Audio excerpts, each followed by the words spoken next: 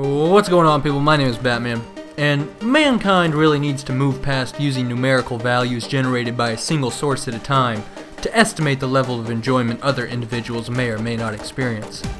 I'd also suggest being sort of weary of the game development and media industrial complex in general when it comes to Advanced Warfare. I know it's getting pretty rave reviews right now, but I would suggest taking these rave reviews with a grain of salt. I think there is some instinctive bias taking place among the industry right now. A lot of people stand to lose a lot if Advanced Warfare doesn't do well, especially those big YouTubers, two of whom I do consider paid advertising for Call of Duty because their channels are basically just giant infomercials. Last year, everybody was more than happy to tear Ghosts apart. They even went so far as to give it a whopping 8 out of 10 rating. What? I think because people weren't aware of how fragile COD's following was. It was a house of cards, and last year it collapsed.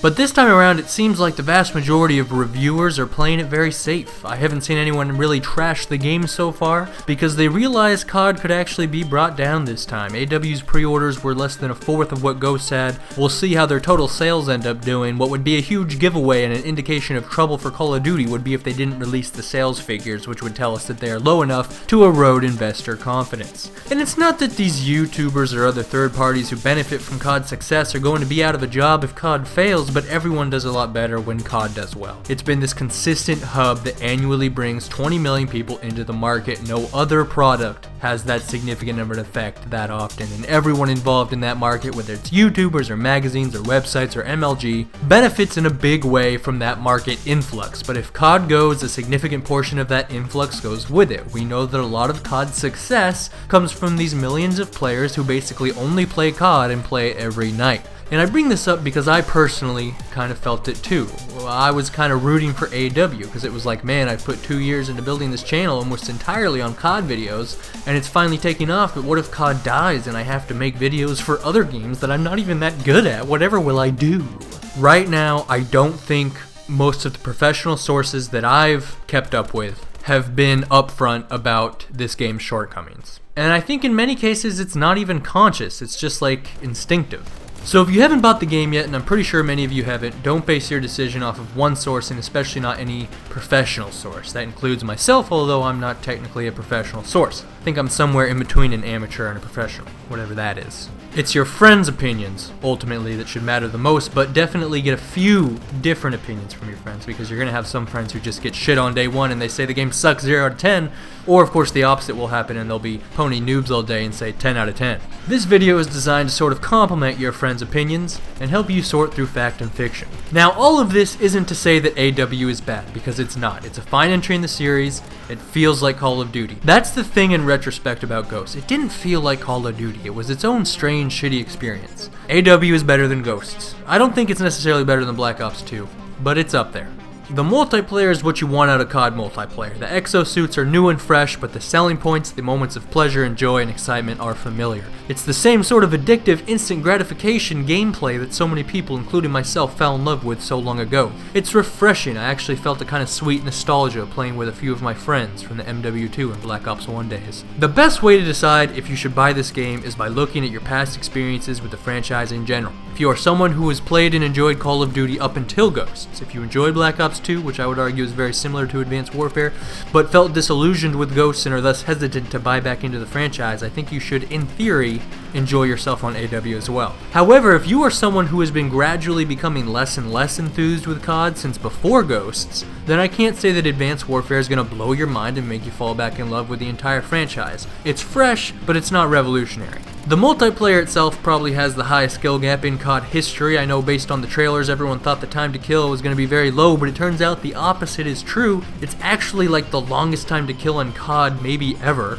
and this combined with the fact that you can thrust dodge at any time on the ground and the air gives you a legitimate opportunity to outplay people based on your skills with the mobility at any time. This is where the exosuits really perform to bring a level of freshness to the experience. You get into these tactical maneuvering fights with people, and the fights themselves can actually go on for like 10 seconds, which feels like eternity in the middle of a COD match, where you're both dodge thrusting around corners and cover, trying to jump out from behind that cover at some awkward, surprising angle and get the kill. You're both landing shots off on each other and each slowly dying, and the fight's over and your screen is bleeding red, and those are the heart-pounding moments that make COD so fun.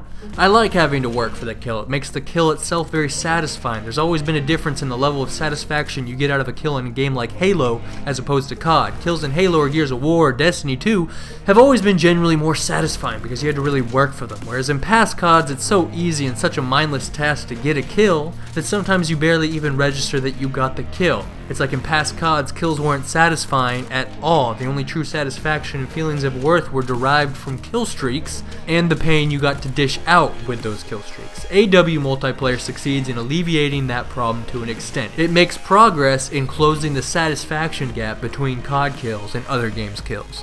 That being said, the mobility is going to piss a lot of you off. You need to be honest with yourself about this. If you're going to throw your controller down and rage when you're shooting someone and they pull off some jump dodge maneuver and end up killing you, save yourself the frustration, because it can be frustrating. Even I get very frustrated sometimes when people pull off some bullshit jumping onto a rooftop and through a window.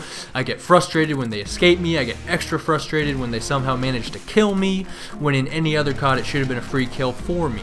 Gotta take the bad with the good, unless you're not up for that, in which case you don't have to do anything you don't want to do. I think they have a weapon balance problem. It's not necessarily that there's one gun that outshines all the other guns like you had with the FAMAS and Black Ops 1, but it's generally only going to be SMGs or ARs that get played with. Maybe laser weapons occasionally too, but I don't think that the shotguns or LMGs or sniper rifles are going to be typically viable options in this game. I tried really hard with the shotties and LMGs, leveling each one up to get some decent attachments. It was painful and frustrating. A lot of very negative games went into trying to get the stock for the Amelie.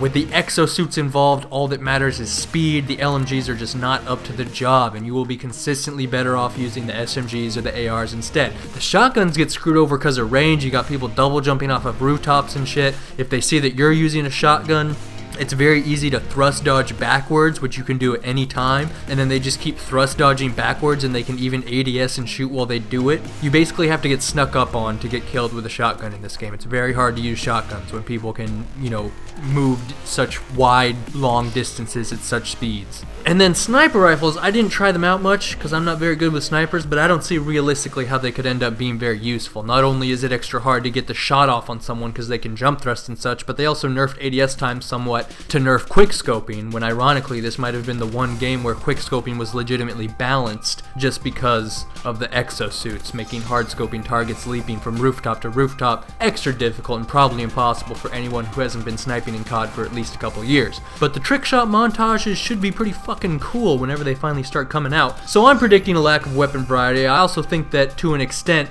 maps suffer from flow variety. This is one of the problems I talked about with Titanfall. When the mobility is as enhanced as it is, it can completely disrupt a map's flow. Instead of teams having to fight for control of certain parts of the map, having to push through certain choke points, everyone can just go anywhere, anytime, and it's not the case on every map. Some maps pull off good flow like Biolab, but many maps like that one that looks a lot like Plaza from Black Ops 2 especially, it's just, really much more vertical. It's like no matter what playlist you're in, that map always plays like TDM. It's just like these random skirmishes in random parts of the map at random times. And on maps that suffer from that problem, the map itself just feels a lot less significant. It kind of blurs together with all the other maps that suffer from that problem. It's just this random skirmish fashion. What makes a difference between maps and playlists is the difference in the rate and consistency at which you're getting into fights and what kind of fights those are. So back on Black Ops 2, a map like Plaza had very different kinds of choke points and flow from a map like Turbine. It made each map a different experience, but if that game had had exosuits, those maps would have actually played very similarly. You would have just had skirmishes popping up randomly at random times around the map.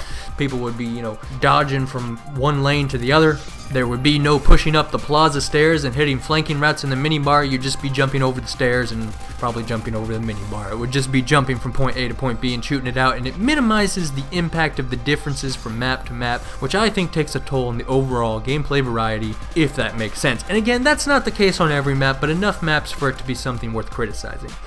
The score streaks are not that satisfying to use in my opinion, and are not very meaningful incentives at all. To really make them worthwhile, you have to add some customizations, which increases the streak you have to get to kind of absurd levels. And then when you finally do get them, they're not that powerful, they're low damage, they don't stay up in the air very long, and their weapons overheat, which is so fucking frustrating. It's very easy to overheat your weapon, and then by the time they cool down, it's too late. The duration of that streak is over, you know what I mean? That sucks. It means that you aren't going to take very many deaths from kill streaks, but at the same time you don't get much out of kill streaks. And I agree, things like the Lodestar and the Swarm were over the top, but there's a balance to be struck. I think Sledgehammer kind of missed the mark here, tried too hard to protect people from the streaks, and in the process made the streaks very underwhelming and inefficient. I do really like the playlists though. I really like that they brought back Hardpoint, that's a lot of fun. I like the new uplink mode. I really like what they've done with Capture the Flag. CTF has always been one of my favorite game modes in any game, but the problem with it in COD is that it had to have like a 7-second respawn time so that potential flag cappers had a reasonable chance to escape your spawn, and that just slowed the game way down and nobody liked it, including myself, even though I understood why it had to be that way. But now, because exosuits are in the game, they don't need very long to get out of your spawn, so they reduce the respawn time to like 2 seconds, which isn't that bad at all, and it makes CTF a much more enjoyable experience because it doesn't have that search and destroy pacing to it anymore. It's the clusterfuck that CTF was always meant to be. I'm sad that Demolition's not back, but I know why it's not back, and in fact I bet it's never coming back because they don't know how to deal with spawn trapping in that game mode. In Black Ops 1, the spawn trap was abused. MW3, they tried to make it impossible to spawn trap, but the result was that it was too easy to flip spawn. So if one person got to the back of your spawn, it would flip your team to the other side of the map. The bad guys would be spawning on your bomb and instantly win. So they tried switching back to the old system in Black Ops 2, but once again, spawn trapping became a horrible and abused problem. So they finally said fuck it and scrapped the whole playlist. Think it's gone for good. Kinda sucks. Now, outside of multiplayer, I really like the multiplayer. I'm having a lot of fun on multiplayer, but this is why I don't necessarily agree with a lot of the reviews this game has been getting. I think people have kind of been sugarcoating what is outside of the multiplayer. The campaign and the co-op is what's driving my skepticism of the industry reviews this game has received so far. The campaign and the co-op are both significantly lacking. The only thing I liked about the campaign was the upgrade tree they had for sort of building your own type of character. I thought it was cool to add a layer of strategy overarching the entire experience, but even that sometimes seemed kind of pointless. Like, you can spend 2 upgrade points to reduce recoil, but who the fuck needs less recoil in a COD campaign? I thought the story was over the top and full of cliches as usual. It's the same old shit. You go from point A to point B with very cinematic sequences in between. Those kinds of cinematic sequences that you have to be really bad to fail at. It's like an interactive movie where failure is impossible, but it begs the question, why make it interactive if it doesn't actually matter how you perform? And then they have some cool Michael Bay moments. You know, they blow up the Golden Gate Bridge, but it's like they've shoved so much Michael Bay cinema into every COD campaign at this point that I'm not even remotely impressed or excited when that bridge starts going down, you know? Like, I've seen so many fucking buildings collapse and massive explosions and nukes going off and helicopters crashing and standoffs where you and some guy are each aiming a pistol at each other's face. It's not even interesting anymore. What I really want is a deeper story and a deeper gameplay variety. You know, I want to have more control over the campaign experience, more character customization. I guess something closer to what you have with, just speaking specifically of the game mechanics in Destiny. You know what I mean? Obviously the story sucked, but the gameplay mechanics, outside of the repetitions, the gameplay mechanics, the character customization, you know, it added some variety to the game, whereas Call of Duty, there isn't really any reason to ever play the campaign more than once. And it's like this huge part of the game that is 3 or 4 hours of gameplay once. Maybe that work would have been better put into, you know, making more multiplayer maps or something. Instead of doing a campaign that's only going to get played once, why not go the route that Titanfall tried to go and just buff the shit out of multiplayer if that's all anyone's going to play anyways, or at least put in a better co-op mode. What I liked about Black Ops 2 was it took a step in a new direction with class customization and giving you some options over shaping the narrative. It wasn't a huge revolutionary step, but it was a solid step in a new direction, and I was hoping that would continue. It didn't with Ghosts. I chalked that up to ghost sucking cock in general, but it has not continued here either, so fuck it all. Now, Exo Survival is not in the same league as Zombies or Extinction. At the end of the day, it's not really all that much better than Ghost Squads mode. It's lackluster, it has its moments, and compared to Combat Training or Ghost Squads mode, it is a great game type, but when compared to Zombies and Extinction, it is an utter fail in terms of gameplay quality and replay value, and I do think you have to compare it with Zombies and Extinction because it's the primary cooperative game mode. If in past CODs you have played Extinction or Zombies more than multiplayer, and that's what you get these games for, this COD is not going to live up to your standards. The graphics are about on par with past CODs, it's on the same 10-year-old engine, The sounds, I thought were supposed to be really good. They bragged about it pre-release, but I haven't been blown away by anything so far. And lastly, the lag. It's too early for me to form a proper opinion on the lag. It's going to take at least a month for me to accurately judge the consistency of connectivity in this game, but that is either going to make or break this game.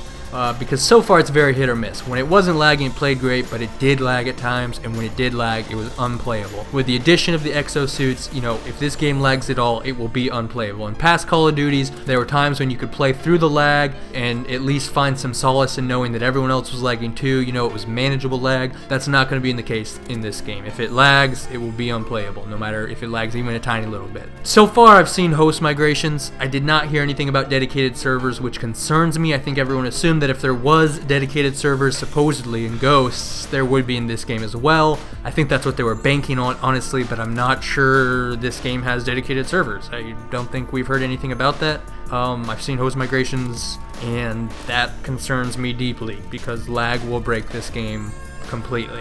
And I will explore the lag in depth much more as time goes on. It should be the #1 issue any COD player is worried about. But for the time being, Advanced Warfare is an improvement on Ghosts. I think it will keep the franchise alive and at least maintain the status quo. I think it will clean up some of the mess left by Ghosts, but I don't think it's going to fully repair the deep wounds this franchise has suffered in the last year. I think ultimately the future of COD will be decided next year with Treyarch's game, presumably Black Ops 3. If that game doesn't blow people away, and I mean fucking blow people away, then I think COD is, I think the downward trend for Call of Duty will continue and ultimately lead to its final oblivion. Or it will blow people the fuck away and there will be a, you know, COD renaissance. But for now, these are my thoughts on Advanced Warfare and whether or not it is a game you should check out. Please be sure to rate the video. This is Batman, signing out.